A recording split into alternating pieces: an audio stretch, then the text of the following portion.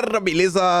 Como é que vocês estão? Meus amigos, o vídeo hoje está dividido aqui em apenas duas partes, mas nem precisa falar que tem muita coisa pra gente comentar, porque o dia de ontem foi um caos para o desgoverno. O dólar atingiu nova máxima, e isso porque o Banco Central ainda entrou em campo para tentar dar uma amortizada.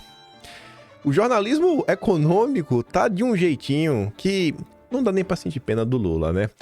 Até a Faria Lima, o jornal da Faria Lima, o jornal extraoficioso, publicou um editorial aí, onde já tem investidor, empresário, falando de impeachment. A gente tá caminhando pra uma situação que a única forma de resolver é uma ruptura democrática, né? Um impeachmentzinho pra cima do Lula. O pessoal tá bem preocupado. Aí teve a entrevista do Lula pra Globo, que repercutiu, e repercutiu inclusive até mal dentro da esquerda. A esquerda brigando entre si. Militante filiado a partido político pedindo para o partido desembarcar do governo Lula, porque o ataque aos mais pobres aí com a questão do BPC, salário mínimo, abono salarial, é um absurdo. A gente vai comentar, mostrar algumas coisinhas, enfim. Tem muita coisa pra gente comentar, ainda tem questão comunicação do Lula, a possibilidade do Sidônio, né, o marqueteiro do Lula, entrar aí para dentro do governo, notícias diversas sobre o comando da economia. Aí depois temos a nossa democracia. Acho que vai dar pra gente comentar sobre ela hoje. Vai falar mais um pouquinho do caso do Braga Neto, falar sobre o consórcio, falar sobre o inquérito, mais uma vez, prorrogado mais 6 meses. E mais umas besteirinhas. Mas vamos que vamos, pra ver se dá tempo de comentar sobre tudo. E vejam só. Começando aqui pela a entrevista do Dilma, não sobre o que ele falou, mas uma análise da entrevista. Eu achei muito bacana. Esse vídeo aqui deu uma circulada ontem. E o Leandro Demore, né? Ele tá vendo assim, cara, o que é que o Lula está fazendo? E veja só. A influência da Janja tem influência como outros têm. Decisão final, eu posso imaginar, quem toma é o Lula. Se o Lula deu uma entrevista fantástica, quem tomou a decisão foi ele. Foi ele. Ela pode ter falado vai, não vai, fica, não fica. Ele é o responsável pela decisão, não é ela. Isso é bem importante deixar claro. Segunda coisa, a maior parte do eleitor, do público do Bolsonaro se informa pelas pesquisas, pelo que a gente vê, pela internet, WhatsApp e tal, não sei o quê. Por quê? Porque o Bolsonaro cultivou esse público na internet. Então, se a maior parte dos eleitores do PT se informa pela TV e o PT continuar falando só com a TV, informados pela TV serão eternamente, né? Então, você também... você movimenta esse barco. Assim, não é uma força da natureza. Não caiu uma ordem divina que o eleitor do PT se informa pela televisão. É porque a comunicação, ela é analógica ainda. Então eles vão para a televisão. O do Bolsonaro é digital por quê? Porque o Bolsonaro trilhou, abriu esse mato, foi para cima e abriu esse caminho. E aí fala ali. E repetindo o que eu falei antes, para quem perdeu. Concordamos todos aqui que o bolsonarismo e a extrema-direita são um sucesso de comunicação no Brasil e no mundo? Sim. O Bolsonaro dava privilégio para a Globo? Não. Não dava. Nenhum privilégio. Eu acho que o Leandro Demore, ele não percebe que... Eu acho que não é nenhuma questão de decisão. Eu acho que o Lula não tem nem que decidir. Eu acho que o Lula tem uma necessidade. Ele precisa ir na Globo. Painho chegou onde chegou com uma conjuntura, diversos fatores, diversos tipos de apoios diferentes, movimentações políticas, jurídicas. Então, quando você olha para a Globo, o Lula tem uma dívida, talvez impagável. Ele vai deixar de dar uma entrevista exclusiva para o Fantástico, todo bonitinho, com chapéuzinho. Agora é curioso, mais do que isso, né, é ver... Você vê, né, todo mundo percebe as coisas. Você vê que essa movimentação para censurar, banir pessoas das redes sociais, no final do dia, não é por nenhuma preocupação porque tá comentando algo que é problemático. Não. Porque para eles é ruim. Eles não conseguem vencer. Porque a mentira não vai longe. A mentira tem perna curta. Aí a direita se organizou na internet, porque o único espaço que tem, só tem esse. Sabe? Pessoas comuns, sem muito aparato tecnológico, sem grandes estruturas. E eles reconhecem isso. Eles reconhecem a força do Bolsonaro no Brasil e no mundo. Vejam só. Se vocês conhecerem conhecem outras pessoas que moram em outros países, eu tenho certeza que se vocês perguntarem assim, ó, cara, conta aí como é a rede social pra ir. Como é que anda aí, sabe? É bem movimentado, não é movimentado? Como é assim o padrão, quantidade de, sabe, quantidade de canais diferentes, comunicadores, jornalistas. Vocês vão ver que o debate público no Brasil, ainda que, sei lá, não é um negócio que proporcionalmente é algo gigantesco, em números absolutos, é muita gente. E o Leandro Demore faz um diagnóstico que eu também acho que passa por aí, que ele dá muitos créditos para Bolsonaro. Para Bolsonaro. Falou, ó, galera, a galera aí tava lá, mas Bolsonaro, né, ele sempre optou por, cara, vamos dar vazão aqui, ó. Vamos apostar, falar diretamente com as pessoas. Seja na live, seja compartilhando um canal, compartilhando uma pessoa, referendando alguém publicamente. Passados aí, sabe, 2 anos do... Nem passou ainda 2 anos do fim do governo Bolsonaro. Algumas coisas que eu vejo assim diariamente, sabe? Você não precisa idolatrar Bolsonaro, mas às vezes eu sinto que tem uma certa... Não sei se também a palavra seria ingratidão, birra, um desdém. Eu falo, poxa, velho, às vezes falta um pouquinho mais de, sabe? De reconhecimento do que aconteceu entre 2019 e 2022. Aquela boa vontade de tentar entender as coisas, de fazer alguns julgamentos do que era possível, o que era possível, o que era má vontade, o que foi burrice, o que foi acerto, o que foi isso, o que foi aquilo outro. Mas, menos de 2 anos depois, nada presta. Uma galera aí, nada mais presta, né? O importante é destruir o bolsonarismo. Leandro Fortes trabalha, se não me engano, no Brasil 247 ainda. Lula sai do hospital e deu entrevista exclusiva para o Fantástico da TV Globo, a mesma Globo que criou a Lava Jato, criminalizou o PT e meteu Lula 580 dias na cadeia. Não tem jeito, é uma mistura de síndrome de Estocolmo com servidão voluntária. Ou talvez seja uma dívida, né? Uma necessidade. Será que o Lula venceu? Por quê? Porque ele é muito popular? Ah, pelo amor de Deus. Para de se iludir, petista. Aí vai lá o Lula Noblar. Eu não vou dar play nesse trecho. Vocês devem ter visto. Se não viu, eu te resumo bem simples. O Lula falou que 2025 será um ano de colheitas. Que eles plantaram muitas coisas. Agora vê os frutos. Mas é bíblico, né? Eu nem gosto desse argumento religioso. Só que uma árvore má não dá bons frutos, assim como uma árvore boa não dá maus frutos. E o Arthur diz, né? Sem dúvida, quem semeia vento, colhe tempestade. A hora tá chegando. E os frutos já estão começando a aparecer. Tá pequenininho. E pode crescer. É a avaliação, inclusive, do próprio mercado, dos especialistas em economia. Talvez a crise que já começou, que já tá uma bagaceira, possa só ser o início. Mas a gente vai chegar lá. Primeiro notícias, né? O dólar atinge um novo recorde e fecha a 6,9. Mesmo após a intervenção do Banco Central. Mesmo após a intervenção. Entraram em campo. Fez leilão, mas não resolveu. Inclusive tá ali, ó, no subtítulo. Foi a maior operação, né, de leilão para tentar segurar o preço, tentar controlar o câmbio desde 2020. A culpa deve ser de Bolsonaro. A promessa da picanha barata atormenta Lula. Inflação dos alimentos não cede, preço das carnes sobe, população reclama do poder de compra e da conta do supermercado. 7 em cada 10 acreditam que a ceia de Natal será mais cara neste ano. O resultado está 19 pontos percentuais acima do registrado em 2023. Bia Kicis, no final de semana, estava na CNN. Aí quando foram falar para ela sobre golpe, ela falou, irmãos, né, jornalistas, pesquisa, tem para todos os gostos. E ela falou isso porque sabe aquela pesquisa da Quest que o Lula vence todo mundo. O Lula vence todos os candidatos possíveis, até o Haddad vence todo mundo. E é muito difícil, sabe? Para mim é muito difícil crer nesse tipo de pesquisa. Vendo o estado de coisa do Brasil, sabe, a perda, a queda, né, do poder de compra, mas não, vamos confiar na Quest.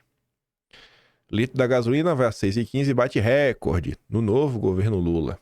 Aí você pode falar, mas aqui na minha região já estava mais do que isso. Mas aqui é normalmente um preço padrão que eles têm ao redor do Brasil. Então, se quando o valor estava mais baixo, na sua região já estava de 6,30, senão que na sua região agora deve estar de 6,50. Avaliação negativa de Lula no combate à inflação dispara, aponta futura. Como diz a Bia Kicis, tem pesquisa para todos os gostos. Essa daqui é interessante porque faz uma análise dentro de uma mesma pesquisa, seguindo o mesmo padrão, né? O mesmo instituto, que é o Instituto Futura. Eles fizeram essas análises em meses anteriores, né? Aí você vê, cerca de 56% dos eleitores brasileiros, a maioria considera a performance do presidente ruim ou péssima nesse quesito, enquanto apenas 18% a considera boa ou ótima. Vai ver, vai. Ainda tem 18% que acha que tá bom. O percentual de eleitores que consideravam a performance de Lula no combate à inflação ruim ou péssima era de 47%, ou seja, cresceu 9%. 9 pontos percentuais a menos no levantamento realizado 2 meses antes, em agosto. Já em julho de 2023, há cerca de um ano e meio, o percentual desfavorável a Lula era de 37%. Então, você vê assim que está numa escalada, 37, 47, 56, e a tendência é que esse número continue a crescer. Na entrevista, Lula mandou que ninguém tem mais responsabilidade fiscal que ele, ninguém no mercado. Eu fiquei assim, estarrecido. Eu falei, meu Deus, nem o Dedé, Lula, nem o Trabuco, não é possível. Nem a turma da Febraban, ninguém. Não. Mas o Lula, né? O Lula é o Lula. O Lula é o Lula. Aí, por conta de suas falas, uma coisa que ele também comentou na entrevista foi sobre Banco Central, sobre juros. Foi um absurdo. Os juros no patamar que está, e com a possível, assim, que já está ali no horizonte, né? 2 aumentos em sequência, mais de 14%, sendo que a inflação está controlada. Aí o Estadão resolveu comentar sobre isso, analisar um pouco um caso. A ameaça de Lula ao Banco Central. Ameaça. Bom assim, tá ficando bom. Porque se esse editorial fosse de janeiro de 2024 ou novembro de 2022, antes do Lula tomar posse, aquele período tava, né, o romance. Aí, somente seria o seguinte, né? As críticas do Lula. Esse é um texto falando, nossa, é meio preocupante as falas do Lula, o presidente se atrapalhou, não usou os melhores termos, talvez ele não se expressou direito. Aí as pessoas de direita querem falar, não, o Lula está sendo quem ele é. Não, isso é fake news, vocês estão de má vontade, vocês não querem enxergar o lado bom do Lula, vocês são um bando de loucos que ficam falando que o Brasil vai virar Venezuela. Não, isso nunca vai acontecer. Aí agora a boa vontade foi embora. Agora o Lula já ameaça, não é nem mais crítica, já é uma ameaça. Mas enfim, em entrevista ao Fantástico, Lulinha não deixou dúvidas sobre seu desejo de interferir na gestão do Gabriel Galípolo. O Estadão já pegou uma palavra, né, chave, interferência no Banco Central. Seu escolhido, né, para presidir o Banco Central a partir do ano que vem. Lula avaliou que tudo tem dado certo em seu governo e que a única coisa errada é a taxa de juros, que acaba de ser elevada para 12,25 pelo Copom, com o voto, inclusive, do Galípolo e de todas as pessoas que o Lula indicou, porque foi uma votação unânime. Não há nenhuma explicação. A inflação está 4 e pouco. A inflação totalmente controlada, a responsabilidade é de quem aumenta a taxa de juros todo dia, não é do governo federal, mas nós vamos cuidar disso também, disse Lulinha. Ao contrário do que disse Lula, contudo, há uma explicação para a alta dos juros. O Copom informou que decidiu elevar em 1 ponto percentual a Selic, entre outras razões, com a resposta à flacidez do pacote de ajuste fiscal anunciado pelo governo. A percepção dos agentes econômicos sobre o recente anúncio fiscal afetou de forma relevante os preços de ativos e as expectativas dos agentes, especialmente o prêmio de risco, as expectativas de inflação e a taxa de câmbio. Avaliou-se que tais impactos contribuem para uma dinâmica inflacionária mais adversa, informou o Copom. Segundo o comitê, esse fator, dentre outros, existe uma política monetária ainda mais contracionista. Os 4 e pouco de inflação a que ela se referiu, na verdade, 4,87 no acumulado em 12 meses até novembro, como verificou o IBGE, nada menos do que 1,87 ponto percentual acima do centro da meta inflacionária fixada pelo próprio governo. Lula está falando que a inflação está controlada, mas na verdade ela está acima da meta. E quem define a meta é o CMN, Conselho Monetário Nacional. Não só tem membros do governo, também tem o Roberto Campos Neto. Porém, entretanto, todavia, são apenas 3 membros, sendo que um é o Haddad, o outro é a Simone Tebet e o outro é o Roberto Campos Neto. Então, se o governo tem 2 de 3, o governo tem maioria. Então, Haddad e Simone Tebet poderiam ter colocado a meta de inflação que eles quisessem. Eles resolveram colocar 3%, não. Uma dúvida agora, foi 3% ou foi 4%? Enfim, você tem a margem de erro, acho que é 3%, já vai até 1,5%, que seria ali 4,5%. O governo estourou a meta. Então não está tão controlado, porque você estourou a meta. Inclusive, a própria turma aí do mercado sempre pontua que a questão dos juros, muitas vezes, né, a subida dos juros é para você conseguir atingir a meta de inflação. Se o governo tivesse uma meta mais flexível, talvez até pudesse resolver essa questão dos juros. Mas o Lula modifica isso? Não modifica. O Lula quer resolver isso? Não quer resolver isso. O Lula só quer colocar culpa pelo fracasso em alguém. No momento é o Campos Neto. A partir do ano que vem, que Campos Neto vai sair, ele vai colocar a culpa em quem? Em Campos Neto. Por quê? Porque ele vai falar que esse é o legado do Campos Neto. Vai passar uns 6 meses, a culpa ainda vai ser do Campos Neto. Até o dia que nem a Globo mais conseguir levar a sério. Talvez no dia que a turma da Globo aí, né, os donos da Globo, começarem a ficar negativado. Mas vamos ver. A inflação que nos últimos meses se espalhou por todos os preços já estourou o teto máximo permitido para 2024. Sim, sabemos. E caminha perigosamente para ficar acima do limite do primeiro período de 2025 e está longe de estar totalmente controlada, como afirma o Lula. Mas o demiurgo é incansável a insistir em negar a realidade da alta da inflação e o papel dos gastos do governo nessa escalada. Lula pretende caracterizar o Banco Central como um instrumento do mercado para favorecer o rentismo em detrimento do crescimento do país. É tudo muito conveniente, especialmente para o Banco Central, ainda é presidido pelo Roberto Campos Neto, né? Indicado pelo antípoda de Lula, Jair Bolsonaro. O problema é que Galípolo também voltou a favor da alta dos juros e tem sido especialmente conservador em suas declarações sobre a inflação e o trabalho do Banco Central em contê-la. Pode ser que tudo mude a partir de sua posse e que Galípolo, para agradar o padrinho, se dispõe a cuidar disso, isto é, baixar os juros na marra. Só daqui a algum tempo saberemos qual a versão de Galípolo presidirá o Banco Central, se o zelador prudente do poder de compra, da moeda que ele parece ser até aqui, ou o irresponsável sabujo do presidente perdulário, como desejam os petistas. Em recente jantar em Brasília, Campos Neto disse que o Galípolo vai ter uma vida mais difícil que a dele, porque os petistas estão meio que jogando contra. E aí o Estadão termina falando que Galípolo deve iniciar sua jornada trombando com Lula e com o PT. De nada adiantou o Copom ter explicitado a disposição de efetuar 2 novas altas, de 1 ponto percentual até março, se Lula já está ignorando o que parecia ser uma barreira de contenção contra os arroubos do governo nos 3 primeiros meses da nova diretoria do BC. Ninguém tem mais responsabilidade fiscal do que eu, bradou Lula, que deve terminar seu mandato com 4 anos de déficit fiscal. E o déficit não é só o déficit do primário, é um déficit nominal. É um déficit completo.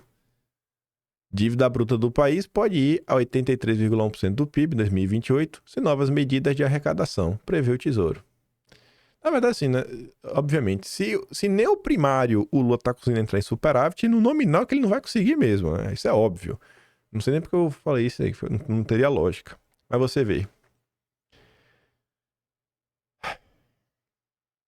E aí? 83%.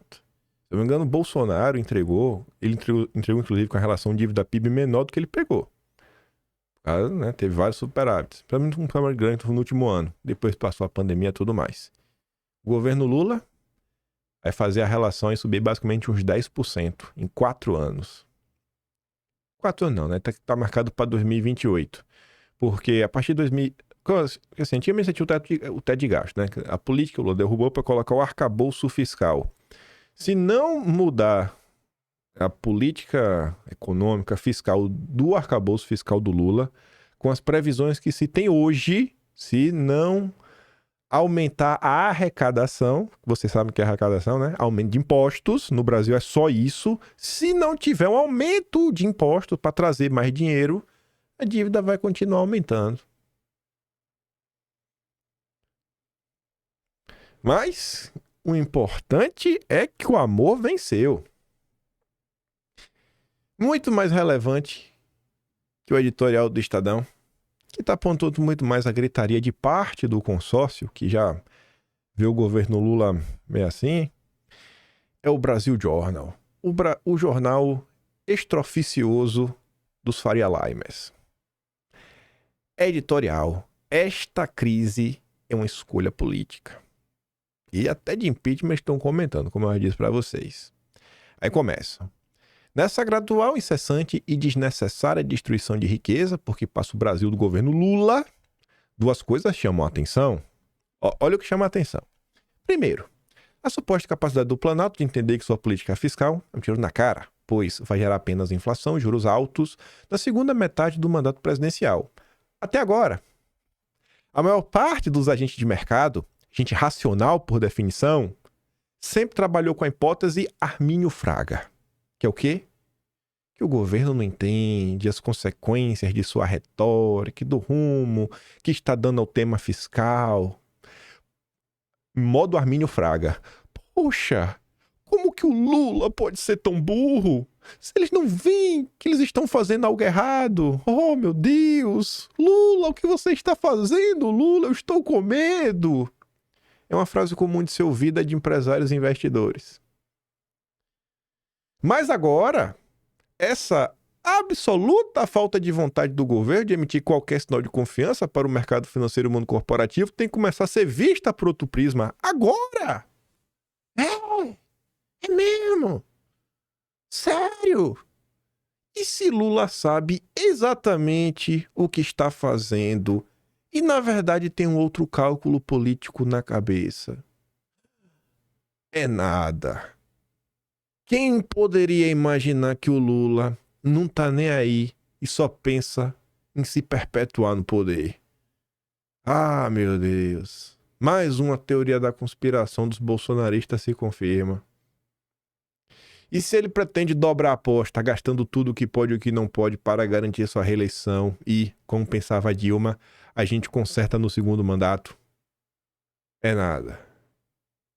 Quer dizer, então, que a turma que estava contra o Lula em 2022, só faltando pegar o povo pelo pescoço assim, sacudir e falar: acorda, cidadão, olha o que vocês estão fazendo, olha o risco eminente diante de nós. Não, a democracia, não amor, Bolsonaro golpista. Aí agora vocês estão com medo. Efeito Armínio Fraga. Os próximos meses mostrarão, talvez, a um custo ainda mais alto. Já tá caro, viu? Se Lula bateu com a cabeça, não apenas de forma literal. Outra coisa que chama a atenção neste momento é a falta de lideranças no Congresso e na sociedade capazes de agir como os adultos na sala. Em outras crises, neste governo anterior, os presidentes da Câmara e do Senado frequentemente agiram como bombeiros, tranquilizando a sociedade quando o executivo perdia o rumo e ajustando a pauta legislativa para ajudar o país.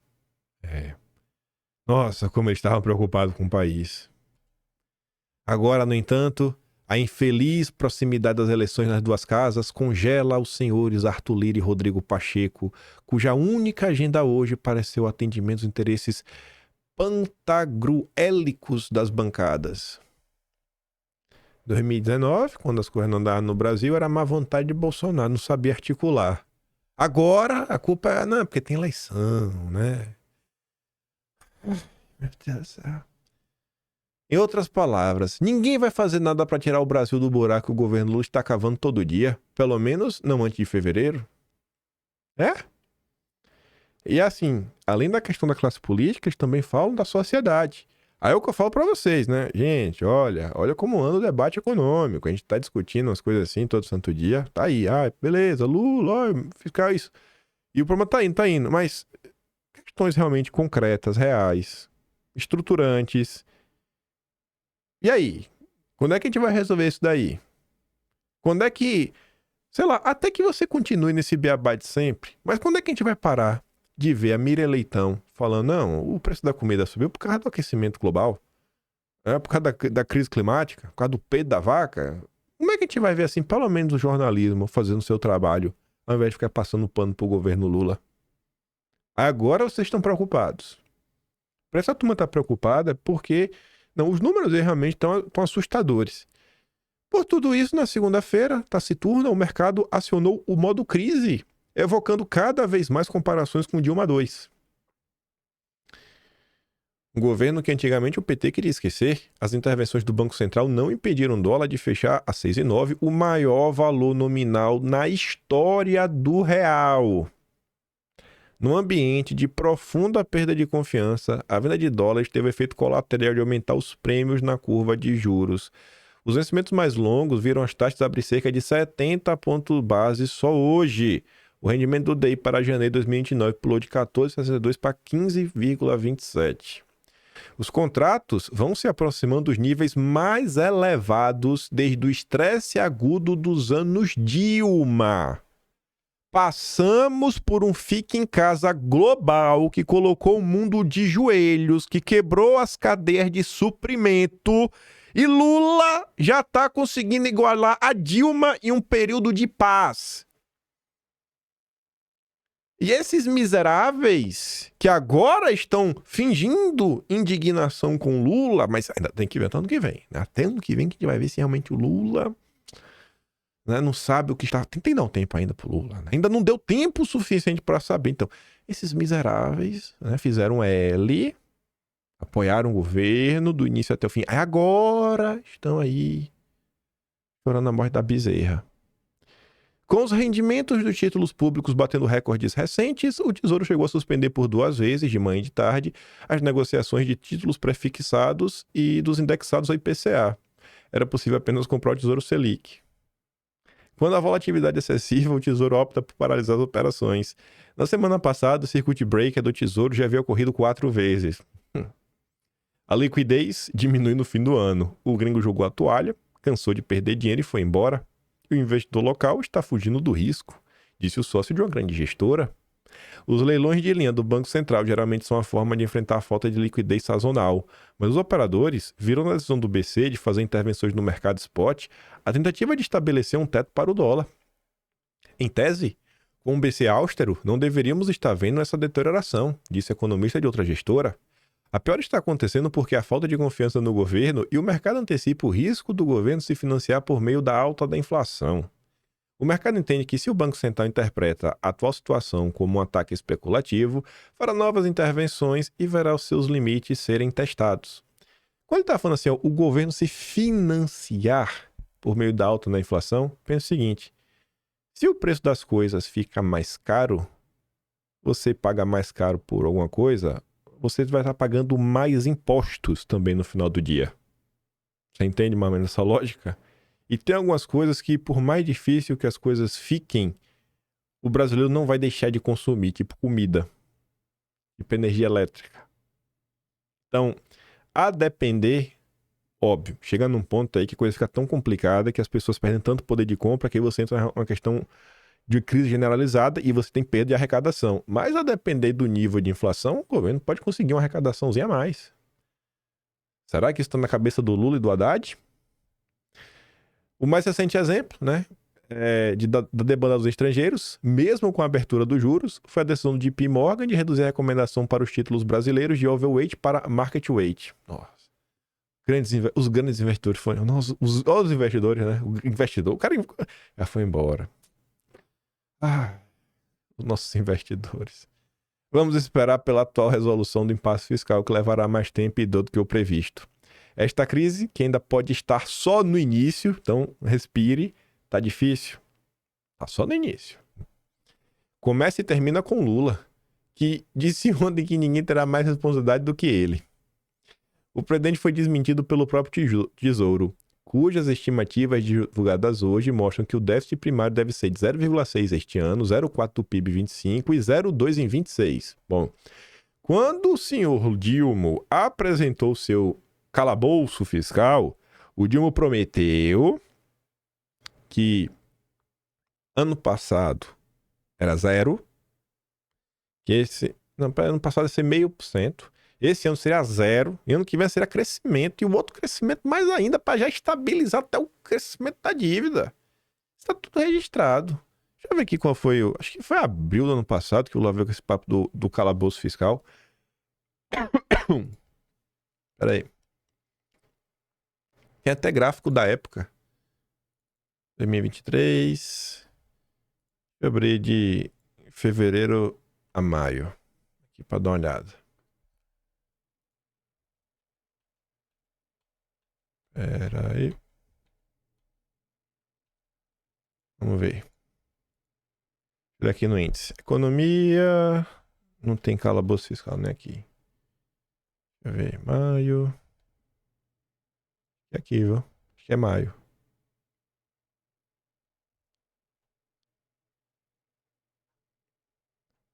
Não, acho que foi antes, porque em maio já tava com as notícias da galera meio triste com as possibilidades de mudança.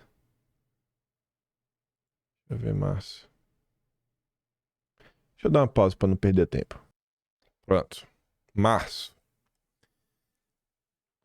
Calabouço fiscal. Vamos ver o que acontecia 1 ano e meio atrás. Vamos ver se esses miseráveis que estão chorando no dia de hoje, se eles são inocentes ou se eles são cúmplices.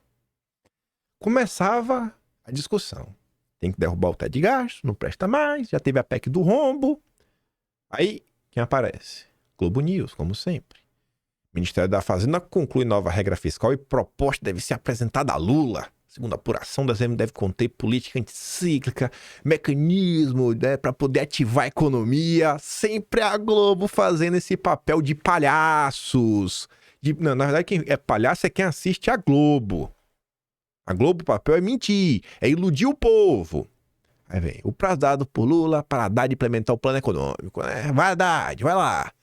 A Recanania avisa. E é o que é petista. Ó, dificilmente o governo vai cumprir a regra fiscal. Nem tinha sido apresentada e ninguém já botava fé. Porque sabia, é o PT. É simples. Qualquer pessoa com 2 neurônios sabe o que é o PT. Aí passava. PT vê ajuste fiscal como risco à sobrevivência do partido. Por quê? Porque o PT precisa gastar. Aí vem um bando de lunático, analista, trader, especialistas, CFA, bababá. Não, o Lula... Síndrome Armínio Fraga, eu estou com medo. Olha a justificativa.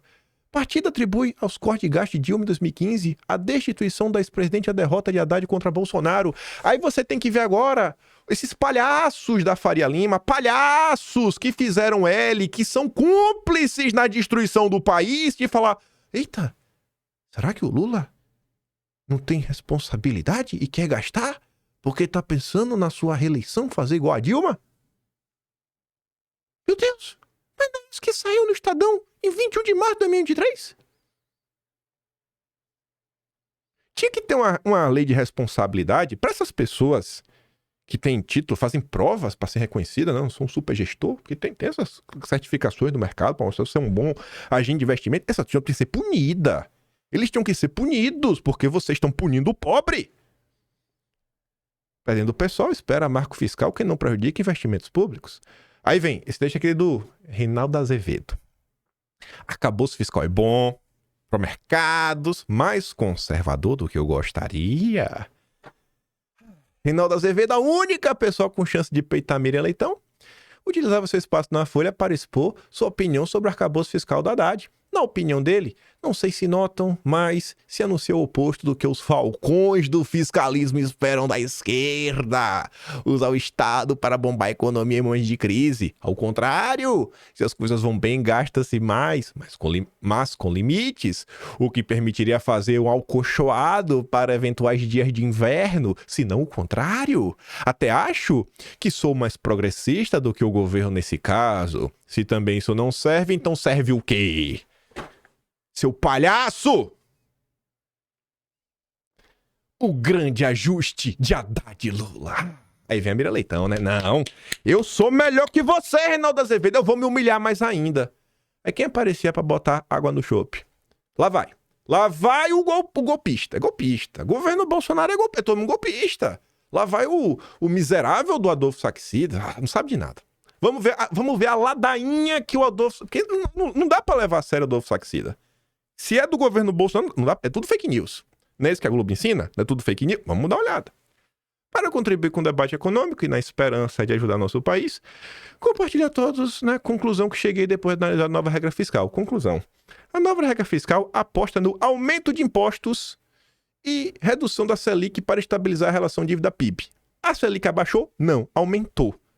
Como que tá a relação dívida-PIB? Mirando 83% em 2028.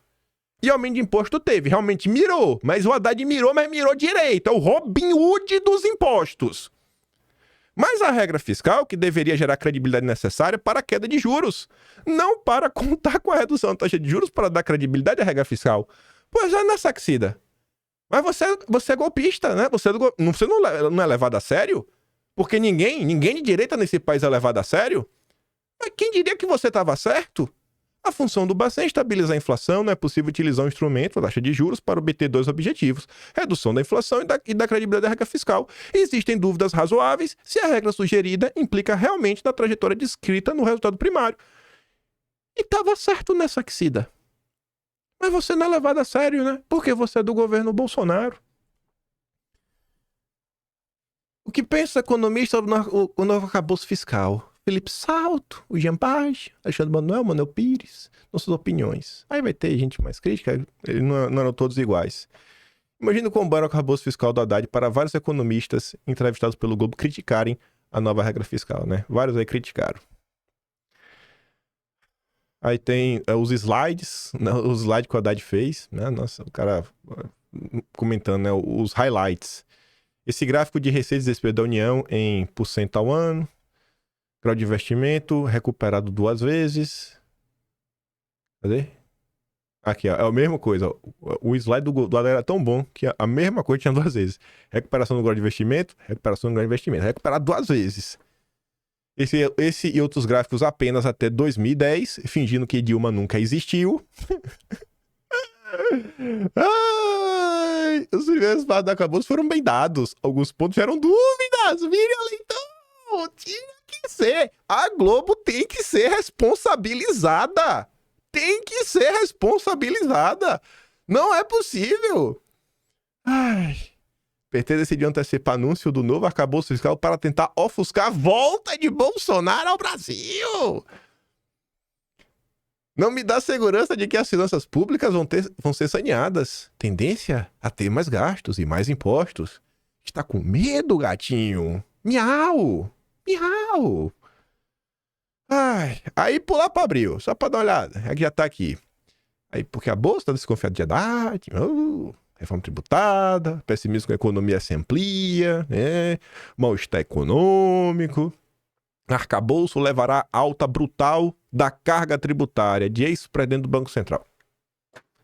Quem poderia imaginar, hein? Ah, o Haddad, o Robin Hood dos impostos. Não foi falta de aviso, né? Nosso amigo companheiro De Castro, do PSOL, alertando, ó, tô falando aqui a simulação, rapaz, vai dar errado.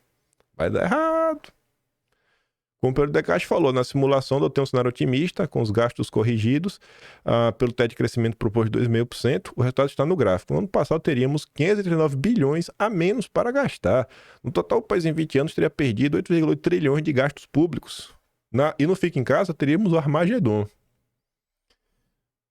Bala de ouro, o sucesso do governo depende da confiabilidade do marco fiscal. Falhou então, né? O governo falhou. A dura previsão que pode encher o preço da gasolina. Primeira prova de fogo na vida da Petrobras. Governo Lula cobra otimismo. Trabalho. Parei que tem mais coisa do arcabouço. É porque achei que também na ordem. Conversão inicial, da aceleração. Mercado fraco, inflação. Aqui, ó. Henrique Meirelles, falando do arcabouço do Lula. O arcabouço prevê que a despesa vai crescer acima da inflação todos os anos, portanto, parece difícil que o governo consiga produzir superávites e atingir a meta prevista. O governo não atingiu. Até o Meirelles estava certo. Nas simulações feitas até agora por colegas economistas, o superávit não é atingido. O Meirelles estava certo. Com os números e regras apresentados, também não parece possível conter o crescimento da dívida pública. Um dos principais objetivos da regra é a dívida segue crescendo. Rapaz, quem poderia imaginar que o Brasil estaria hoje indo pro abismo? Pelo que temos em mãos, os objetivos do arcabouço só podem ser atingidos em caso de aumento de receita. As regras fiscais se concentram nas despesas, porque é o que os governos controlam. As receitas estão fora do controle de qualquer administração, mas o CADAT se esforça para aumentar a arrecadação através de imposto. Inflação deve voltar a ganhar força no segundo semestre. Da Natura diz que o governo está bastante decepcionante. Nova regra fiscal não muda por enquanto. Classificação de risco Brasil. E agora? Muda? Agora, dezembro de 2024? Novo arcabouço é difícil de cumprir, diz Henrique Meirelles. Tarcísio, né? Lula não tem plano para o Brasil. Tá certo também. Otimismo inicial deu lugar ao cautela, diz investidores estrangeiros. A complexidade do arcabouço é a prova de sua ineficácia. Aí que é o pastor, que já tinha criticado lá atrás. Lei de responsabilidade fiscal foi desmoralizada, diz Armínio Fraga. No Senado, Armínio Fraga disse que corre risco de desembocar em grande fracasso. Mais erros que acertos. A opção de Lula por evitar ajustes econômicos leva riscos para o país e o governo. E aí, em maio, que já é maio, Meirelles vê risco de Lula repetir Dilma e levar o país à recessão. É nada. Agora o Lula, o Brasil, o dólar, 6,9, estou com medo. Essa turma tinha que ser responsabilizada, gente. Não dá só pro povo, o pobre, pagar essa conta. Porque não é falta de aviso.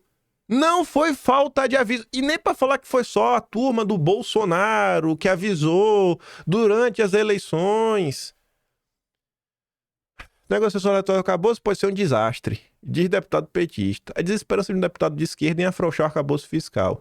O PDT tem que repensar a participação nesse governo abertamente neoliberal na economia e na cultura, né? Que seria o woke. Em alguns meses, todos os envolvidos com isso vão estar sendo chutados em praça pública. Nossa história não permite votar naquilo que votamos hoje. Arcabouço fiscal, um manifesto do Estado mínimo, uma derrota histórica para a esquerda. O mercado não está chegando aos números do governo. É mesmo, é? Rombo maior em 2023 mostra que a Haddad terá dado duplo twist carpado para entregar o que prometeu. Placebo fiscal. Fim da esquerda brasileira.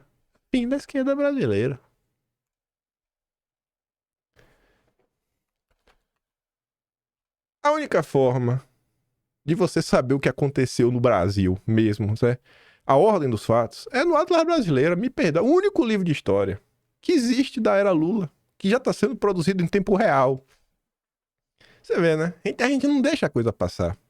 Lá na frente, no futuro, assim, por que o governo Lula deu errado? Quem foi que deixou de errado? Aqui, ó. Lê aqui. Pode ler que você vai ver um monte de coisa interessante. Nem sei mais onde é que eu tava aqui.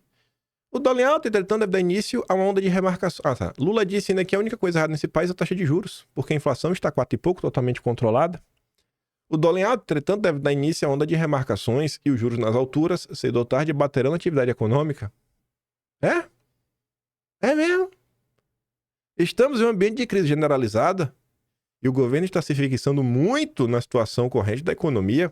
O mercado está apenas antecipando os efeitos futuros da atual política se não houver uma correção.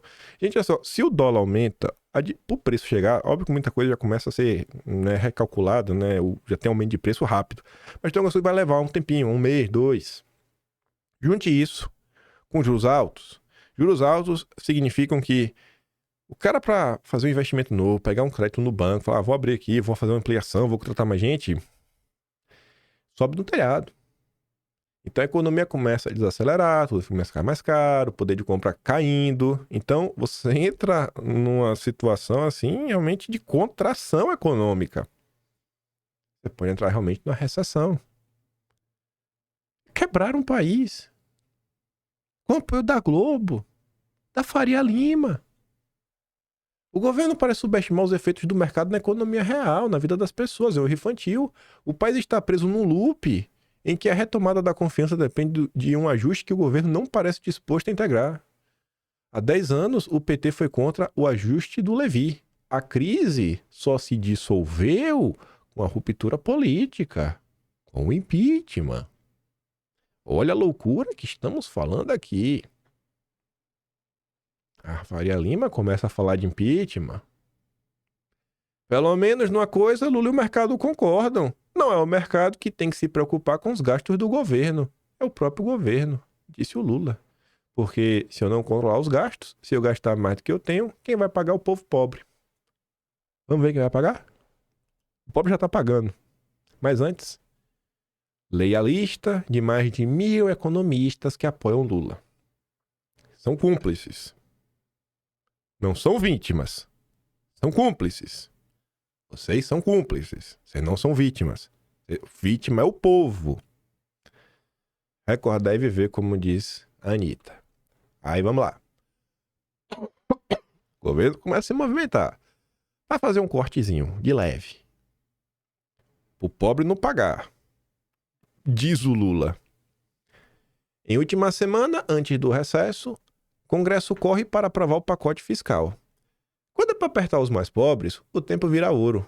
Já para resolver os problemas reais do país, aí o relógio desacelera.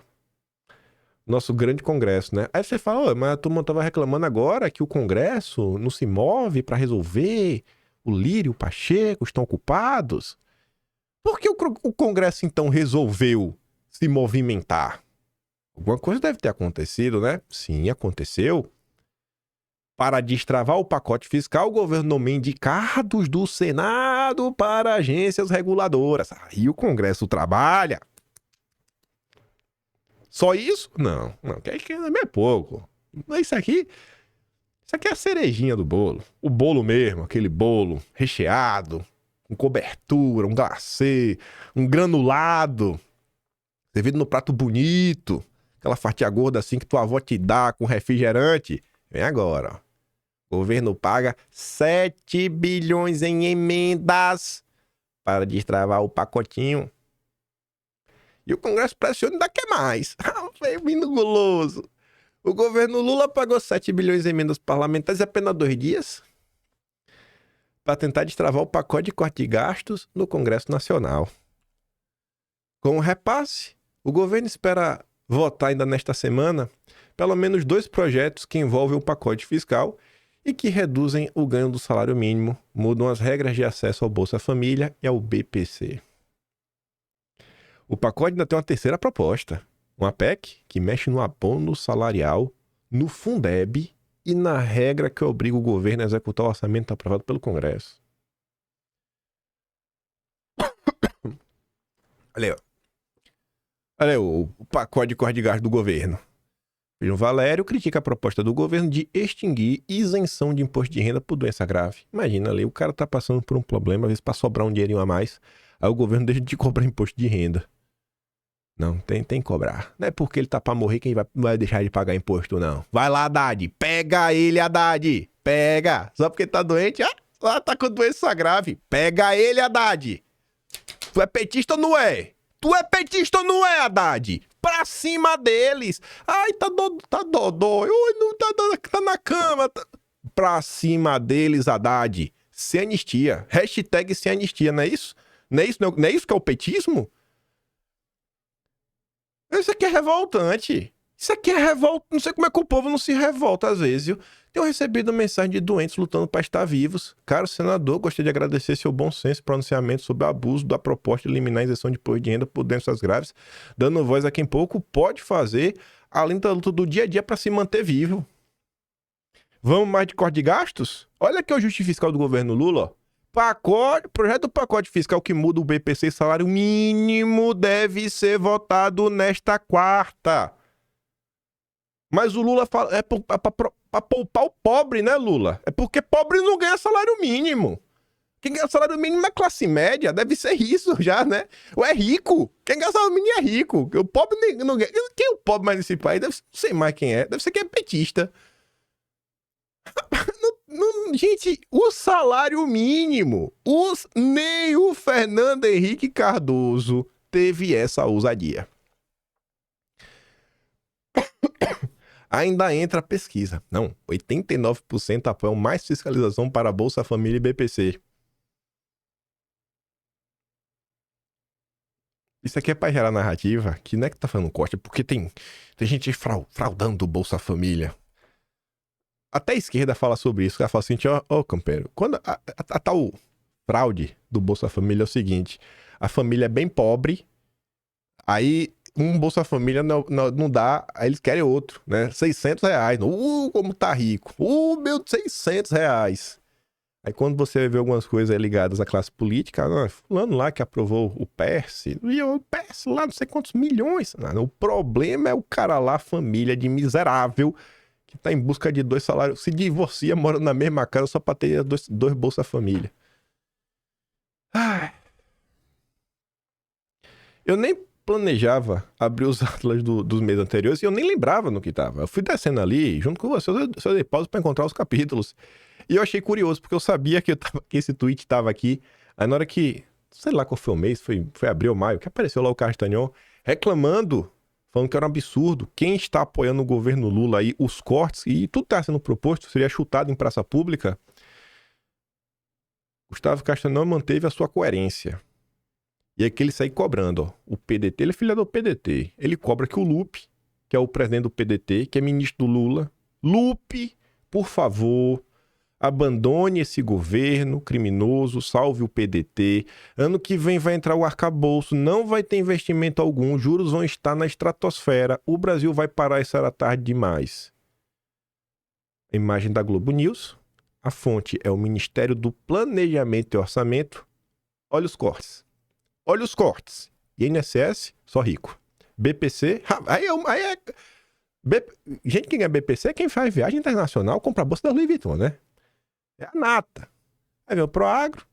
Benefício por incapacidade. Olha onde o Lula tá cortando. Bolsa Família, pessoal seguro defeso. Só das elites. Os cortes só em cima das elites. E também apareceu ali o Decache criticando o arcabouço fiscal do Lula. Olha onde tá o Decache. Ele não tá criticando, ele tá defendendo o Jones Manuel, que o Jones Manuel está criticando, nosso companheiro Jones Manuel. Aí você vê, né, como é o lulismo. O Jones comenta, ó, hoje por quase 2 horas, o senhor Kiko Nogueira partiu mais uma vez para me atacar, mentiras, falácias, palavrões e espantalhos sobraram, mas isso não é o mais importante. A partir de 1h30 1 hora e 30 minutos de vídeo, Kiko começa a imitar o meu sotaque e faz graças com ele. Estamos diante de um ataque coordenado contra militantes críticos, articulado a partir das estruturas de poder que não apenas criam, mas capturam aparelhos ideológicos para intimidar, calar vozes e silenciar o dissenso. Denúncia grave, viu, do companheiro Decache? Gabinete do ódio do PT? Ah, não pode ser. Toda solidariedade ao camarada Jones. É evidente, essa mídia que um dia foi chamada de progressista independente está acabada e enterrada. Por fim, zombar do sotaque de um homem negro e nordestino tem nome. É comédia esquerda? Ah, aí pode. Aí, nesse meio tempo, né? Felipe Barros destaca ali a informação da Globo, que o governo prepara uma ofensiva digital contra a extrema-direita. Aí ele diz, né? O lulopetismo já planeja ofensiva digital contra o que chamam de extrema-direita, ou seja, quem os critica. Você viu que nem o Jones Manuel mais está sendo poupado. Parece que não desistiram da ideia de alimentar as mídias digitais do PT. Por isso estou entrando com um requerimento cobrando transparência da SECOM para que saibamos detalhes disso tudo, inclusive o orçamento de que a pasta de Paulo Pimenta guardou para tais ações. Ao TCU, estou pedindo que já há procedimento investigatório preliminar, ainda solicite investigação à PGR e auditoria preventiva à AGU. Acho que ninguém tem muita esperança, né, nesses pleitos, mas o Felipe está fazendo a parte dele, que é cobrar. Aí, junto de tudo isso que a gente já falou, nem lembrar que estava no vídeo, nem falei na tradução, o senhor Donald Trump falou de reciprocidade. Reciprocidade. E isso é engraçado, né? Na verdade, ele não fala só de reciprocidade, mas como ele fala de comércio justo, que é fair trade.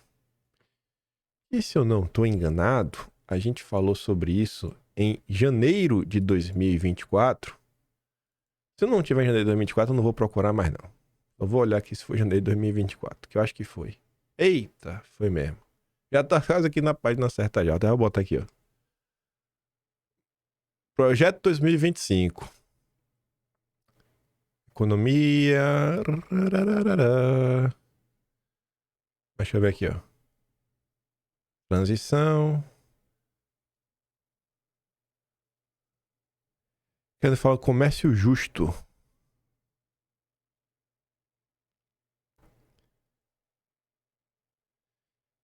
Eu acho que tá nesse aqui de cima, que eu nem tô lendo direito. Império da Construção, em vez disso, produção, pá, nacional. Enfim, tá aqui em algum lugar. Aqui, ó. Sem um comércio justo, recíproco e equilibrado. Durante seu primeiro mandato, o presidente Trump pregou que não pode haver comércio livre sem um comércio justo, recíproco e equilibrado. Trump aí tá colocando para frente o que esperam dele. Inclusive vem aqui em consonância ao projeto 2025 da Heritage Foundation. Ó, se vocês estão me taxando, eu vou ter que taxar vocês. Se o Trump aumentar os impostos para cima dos produtos brasileiros, talvez os produtos brasileiros vão ficar menos atrativos para os Estados Unidos e venda menos, começa a encalhar. Isso seja inclusive uma queda na receita, né, que o Brasil tem na balança comercial. Enfim, o Lula tá com um problema novo aí. Vai depender dos rumos que o Trump for tomar. Mais um problema pro Lula. Parabéns, Lula. Parabéns, Globo. Parabéns, economistas que fizeram L. Eles também são cúmplices. Nem vai dar pra falar da democracia. Mas vamos lá. O Estado ainda foi comentar sobre o desgoverno Lula, a questão comunicação, né, os feitos e desfeitos. A Lula quer de Lula. Lula disse que o governo falha em comunicar suas conquistas. Quem falha sou eu. Quem queria, sabe, chegar na cabeça dos brasileiros e mostrar. Você vê como a gente tá comentando aqui hoje, né? Mostrar em sequência. Que acho que talvez o cara tenha um choque assim de realidade e ele... Eita, peraí, o que é que tá acontecendo no Brasil? O Lula tem que agradecer, levantar a mão pro céu, que o brasileiro não sabe o que tá acontecendo. Não é os feitos, não. É os desfeitos. Ao participar do encerramento do seminário do PT, Lula fez uma crítica contundente à comunicação, a um erro do governo na questão da comunicação, sou obrigado a fazer as correções necessárias. Todo mundo interpretou isso como se o Paulo Pimenta fosse demitido, e vai acabar sendo. Ou não, né? Às vezes o Sidônio não assume cargo nenhum, manda sem cargo. Lula endossou e inflamou as queixas já recorrentes no tema que ganha evidência toda vez que o demiurgo sente que seus poderes divinos não estão sendo bem compreendidos. A fala amuada de Lula contra a comunicação até adquiriu contornos inéditos pelas palavras duras que ele escolheu, mas na prática só repetiu o velho hábito de terceirizar a responsabilidade por problemas que nascem, no fundo, no próprio gabinete presidencial. A Lula, o que é de Lula? A despeito da inquestionável má qualidade da comunicação no atual mandato e do baixo nível de conhecimento dos seus artífices sobre as dinâmicas do ambiente digital, o defeito de origem está no produto, não no marketing, destinado a vendê-lo. O fato é que não há ministro, marketing político ou estratégia de qualidade capaz de vender um produto ruim. Fake news. Vocês venderam. O Estadão vendeu esse produto ruim. A Globo vendeu esse produto ruim. Vocês todos venderam esse produto horrível. Vocês mentiram. Ocorre que com a fritura pública de Paulo Pimenta, a bolsa de apostas para substituí-lo tem até favorito, que é o Sidônio. Ideia que tem ganhado corpo, né? Ele participou aí da ideia, do anúncio de TV, da DAI, da dedução do imposto de renda. Coube a Sidônio, a ideia de combinar as duas coisas, adornar a fala do Haddad, convertida no primeiro ato de uma campanha institucional, lançada com um slogan marqueteiro e consistência duvidosa. A mistura, o timing e a forma do anúncio provocaram estragos adicionais em um pacote que deveria comprovar a alegada sobriedade econômica do governo, mas foi levado adiante como peça de propaganda eleitoral. Ao que parece, contudo, Lula considerou a operação um sucesso. E talvez seja exatamente esse o problema. Quando Lula fala, quase sempre de improviso ou cria expectativas incompatíveis com a capacidade do governo de realizá-las, ou constrange a equipe econômica com discursos demagógicos que contrariam um compromisso com a saúde das contas públicas, o resultado é a crescente falta de credibilidade do governo. Enquanto isso, Lula não comenta sobre os problemas de coordenação política, liderada por ele mesmo, ou sobre a falta de um núcleo dirigente no Planalto capaz de corrigir os rumos ditados pelo presidente, ou ainda sobre a maláise provocada por um governo que chega envelhecido à metade do mandato. Como se vê, o que o presidente espera da comunicação do seu governo é algo que diz a respeito mais a ele próprio, uma certeza que só escancara a inutilidade do debate proposto na reunião do PT. Possível novo chefe da SECOM não vai ter vida fácil. Foi mal, minha garganta tá meio ruim ainda. As especulações em torno da saída do Paulo Pimenta, né? Já deixou muita gente, né, na correria, gente do próprio PT e no mercado de agências. Será que passa muito dinheiro pela SECOM? Ah, meu Deus. Adversários avaliam que a atuação privada do marqueteiro poderia oferecer conflitos ao novo papel reservado para ele na gestão pública de contratos milionários da presidência. Vai, Sidônio, vai que é tua, Tafarel. Só pra gente chegar aqui no final, né, nem pegando birra nem nada, até porque eu gosto do Rafael Globo, já traz uma coisa dele. Mas esse tipo de comentário aqui não tenho como concordar de jeito nenhum. Tô 100% fechado aqui com Dona Adelice. Dona Adelice, tô com a senhora. O Rafael fala o seguinte, ó, minha posição. A posição dele é a posição de alguém que não mora no Brasil. Pô, cara, não pode ser assim, bicho. Eu acho que esse problema, ele não é só em questão, a questão econômica. Esse pra mim é um problema que, inclusive, sabe, vem tomando conta da direita. As pessoas pararam de pensar. Agora só agem com o fígado. Um ressentimento. Agora as discussões começam a ser, né, uma competição de coragem, de força, de frouxa. Não, você quer frouxa. Sabe, um papo de maluco, dia sim, dia também. Mas enfim, ele tá falando assim, ó. Minha posição, sem impeachment, ok. Não vou falar sobre isso. Sem protesto na Paulista, ok. Mas peraí. 13 na urna em 26? Se o Brasil não falir antes, assim, se o Brasil não falir, tem que votar no Lula? Quer a esquerda no poder até o país quebrar? Nada de limpar, né? Pra ele estar de novo. Não, pô. Papo doido. Não vamos, tem que quebrar o país. Porque a tese dessa galera é o quê? Se o Brasil quebrar e o povo sofrer, aí o povo vai acordar. Não vai acontecer. A dona Alice diz, ó, desculpa interromper, mas quando todos tiverem que pensar no que comer, se vão viver até amanhã, ninguém vai pensar em liberdade, em paz, em nada.